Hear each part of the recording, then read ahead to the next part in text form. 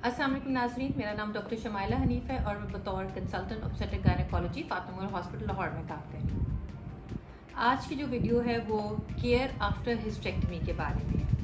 पिछली वीडियो हमने इशू की थी जिसके ऊपर हमने हिस्टेक्टमी के बारे में बात की थी, यानी कि बच्चेदानी को निकाल देने की सर्जरी। इसकी क्या इंडिकेशंस होती हैं और ये किस तरीक़ों से किए जाते हैं।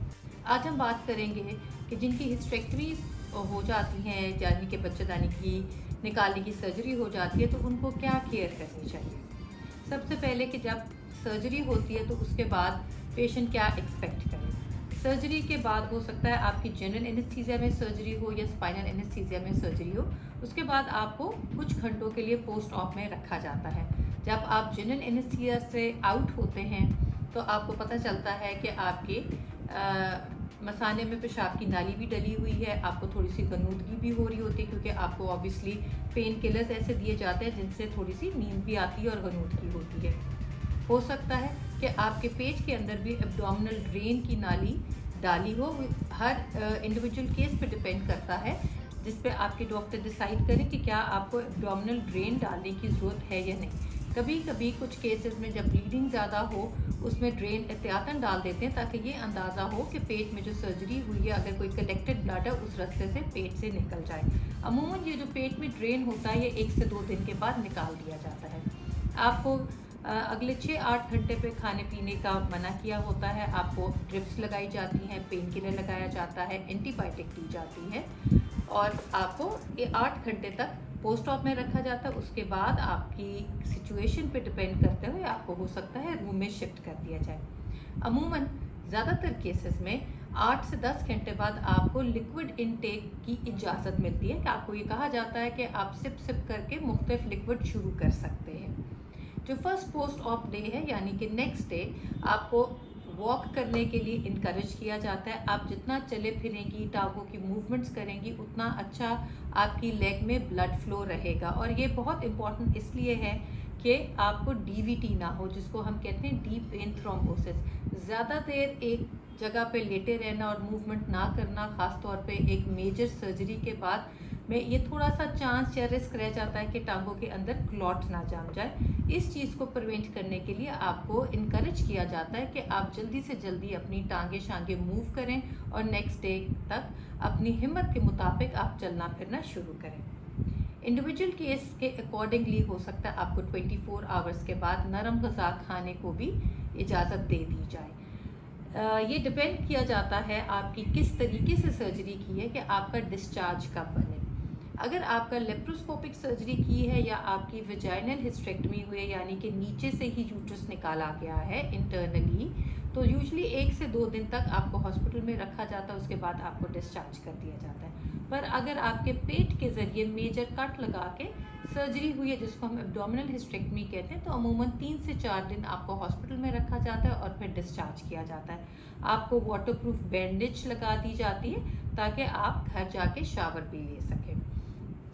घर जब आपको भेजा जाता है तो आपको इनकरेज किया जाता है कि अपनी हिम्मत के मुताबिक चले फिरें। आप तब तक हर चीज़ खा सकते हैं, कोई ख़ास चीज़ मना नहीं होती। जो पेशेंट्स डायबिटिक है या हाइपरटेंसिव है, उनको अकॉर्डिंगली कुछ खाने पीने की रिस्ट्रिक्शंस होती हैं, यानी कि बहुत मीठी चीज़ ना खाएं, बहुत नमक से भरी हुई चीज़ें ना खाएं। इसके अलावा कोई एहतियात नहीं होती, आप सब कुछ खा सकते हैं। आपको हो सकता है आपके सिचुएशन के अकॉर्डिंगली आपको ओरल एंटीबायोटिक भी दें, आपको ओरल पेन किलर भी दें, ताकि आपके जो पेन का इशू है वो सेटल रहे और आपको कुछ दिनों तक पेन किलर की ज़रूरत पड़ सकती है। घर जाके जो ख़ास चीज़ों का आपने एहतियात रखनी है ये कि एक तो आपने मूवमेंट अपनी हिम्मत के मुताबिक करनी है। हम rest, plenty of rest advice करते हैं। अननेसेसरी आपने अपने आप को थकाना नहीं है। रोज़मर्रा के जो घर के काम आप पहले करती थी उनसे आपने एहतियात करनी, क्योंकि अभी वो आपसे नहीं हो सकेंगे। आपने कम से कम 6 से 8 हफ्ते तक रेस्ट करना है। अब 6 से 8 हफ्ते पे रेस्ट का मतलब है कि आपने स्ट्रेनुअस एक्सरसाइज नहीं करनी। थोड़ी बहुत मूवमेंट करना, वॉक करना घर में रोज़ाना, वो बहुत ज़रूरी है। पर अगर आप पहले ही मॉडरेट एक्सरसाइज करते थे या जिम करते थे, उस चीज़ की एहतियात है कम से कम 6 से 8 हफ्ते तक।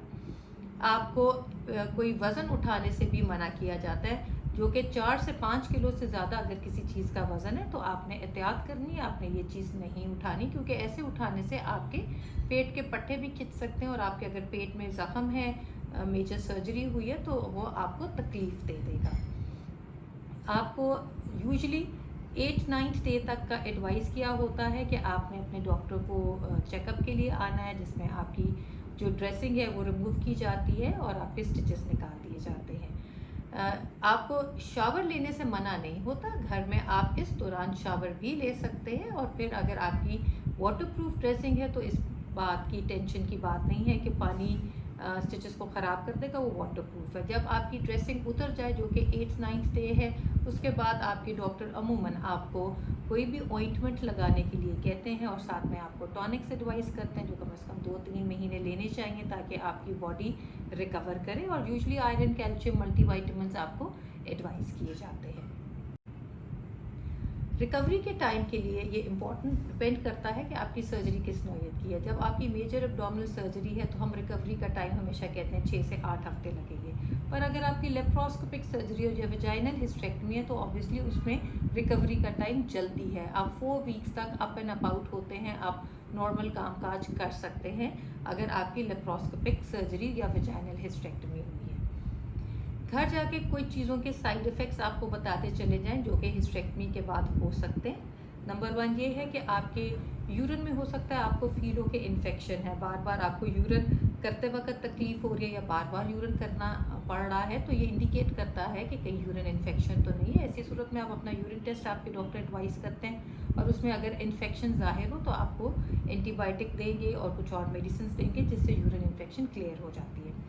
अक्सर ख़वातीन को सर्जरी के बाद कॉन्स्टिपेशन की भी शिकायत रहती है, इसीलिए ये आपको इनकरेज किया जाता है कि आपने फ्रूट ज़्यादा लेने, फाइबर ज़्यादा लेने, आप इसबगोल का छिलका भी ले सकते हैं, और कभी कभार अगर बहुत ही ज़्यादा कॉन्स्टिपेशन है तो आपके डॉक्टर आपको लेग्जेटिव एडवाइस करेंगे ताकि आपको ज़्यादा स्ट्रेन ना करना पड़े, जिससे आपके पेट में दर्द हो सकती है।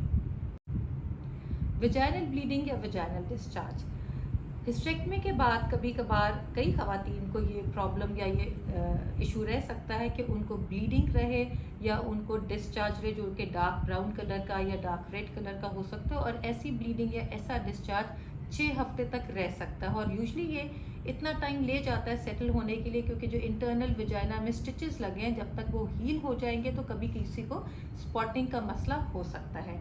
पर ये ध्यान रखिए कि अगर आपको बहुत ज़्यादा ब्लीडिंग है और उसमें क्लॉट्स बहुत ज़्यादा आ रहे हैं या कि डिस्चार्ज के अंदर बहुत ज़्यादा स्मेल आ रही है, उस सूरत में आपने अपने डॉक्टर को ज़रूर रिपोर्ट करना है ताकि उसकी असेसमेंट और एवेल्युएशन हो सके।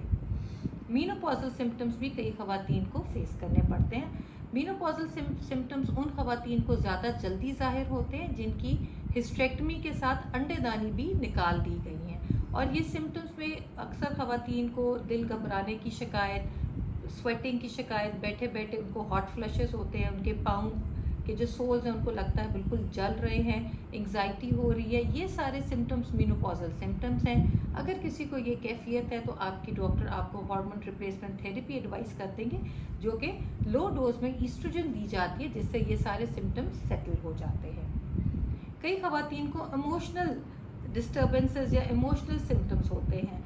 ये हमने देखा है कि जब यूट्रस की सर्जरी हो या यूट्रस निकाल दिया जाए तो कई दफ़ा ख़वातीन उदास हो जाती हैं, उनको फीलिंग ऑफ लॉस लगता है, डिप्रेशन में चली जाती हैं, रोने को दिल करता है। वो कई दफ़ा ये समझती हैं कि जैसे बच्चेदानी निकल गई है तो शायद उनका जो वुमेनहुड है या औरत होने का जो मेन उनका अज्जा था वो निकल गया है, तो अब शायद वो पूरी तरह औरत नहीं है। इन सोचों से वो डिप्रेस और सैड हो जाती हैं, जिनको हम इमोशनल डिस्टर्बेंसेस या इमोशनल सिम्टम्स कहते हैं। अगर किसी को ये सारे सिम्टम्स या डिप्रेशन बहुत ज़्यादा है तो प्लीज़ आप अपने डॉक्टर से ज़रूर इन्फॉर्म करें ताकि आपको कोई माइल्ड एंटी डिप्रेशन दे के ये चीज़ भी सॉर्ट आउट हो सकती है। अब हम बात करेंगे कि कितनी जल्दी आप अपनी नॉर्मल रूटीन में वापस आ सकते हैं। ये अब जैसे मैंने पहले भी बताया कि अगर आपकी मेजर एब्डोमिनल सर्जरी हुई है जिसमें आपका इंसिजन 5 से 8 इंच वाला ओपन सर्जरी हुई है, तो यूजुअली हम 6 to 8 वीक्स के बाद आपको कहते हैं कि आप नॉर्मल रूटीन में जा सकते हैं। और नॉर्मल रूटीन का मतलब है कि अगर आप पहले मॉडरेट एक्सरसाइज करते थे वो आप वापस कर सकते हैं। उसके बाद ही आप 6 से 8 हफ्ते के बाद ही आपने कोई वज़न उठाना है तो तभी उठाना है। और अगर आपका लेप्रोस्कोपिक सर्जरी है या वजाइनल हिस्टेक्टमी है तो 4 to 6 वीक्स तक के बाद आप ये एक्सरसाइज और जो वज़न अगर कोई आपको उठाना पड़ रहा है घर में तो ये आप उठा सकते हैं। ड्राइविंग की अगर हम बात करें तो यूजली लेप्रोस्कोपिक सर्जरी या वजाइनल हिस्टेक्टमी के बाद हम रिकमेंड करते हैं कि 2 से 4 हफ्ते के बाद आप अपनी ड्राइविंग कर सकते हैं। ये डिपेंड करता है कि आप कितना कंफर्टेबल समझ रहे हैं, आपकी जो सीट बेल्ट है आपके पेट के ज़ख्म के ऊपर प्रॉब्लम तो नहीं कर रही।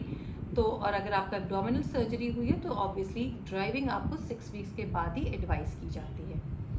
इंटरकोर्स की कई ख़वातीन के जहन में से सवाल होता है तो ये हमेशा रिकमेंड किया जाता है कि 6 वीक्स तक आपका परहेज़ है, उसके बाद आप अपनी सेक्सुअल लाइफ वापस शुरू कर सकते हैं, क्योंकि इतनी देर हमें इतना टाइम चाहिए कि आपके जो इंटरनल स्टिचेस हैं वो बिल्कुल हील हो जाए। कॉन्ट्रासेप्शन, क्योंकि आपका यूट्रस ही निकल गया है तो आपको कोई एडिशनल कॉन्ट्रासेप्शन की ज़रूरत नहीं है। ये आपकी पर्सनल चॉइस है कि आपने कॉन्डम्स यूज़ करने हैं या नहीं। ये कॉन्डम्स का फ़ायदा सिर्फ ये है कि कोई सेक्शुअली ट्रांसमिटेड इन्फेक्शन से परहेज़ किया जाता है या इससे बचा जाता है, उसके लिए ही कॉन्डम्स यूज़ हो सकते हैं। पर स्पेसिफिकली कोई कॉन्ट्रासेप्शन की आपको ज़रूरत नहीं है, क्योंकि आपका यूट्रस निकल गया है और अब प्रेगनेंसी का कोई चांस नहीं है। मैं उम्मीद करती हूँ कि आपके जहन में अगर कोई सवालात हैं वो इस इशू को लेके, इस सर्जरी के बारे में लेके, हिस्टेक्टमी की आफ्टर केयर को लेके, रिकवरी टाइम को लेके, तो वो क्लियर हो गए हैं। फिर भी अगर आपके जहन में कोई क्वेश्चन है, कोई क्वेरी है तो आप कमेंट सेक्शन में ज़रूर कमेंट करें। अपना बहुत सारा ख्याल रखें, खुश रहें। अल्लाह हाफिज़।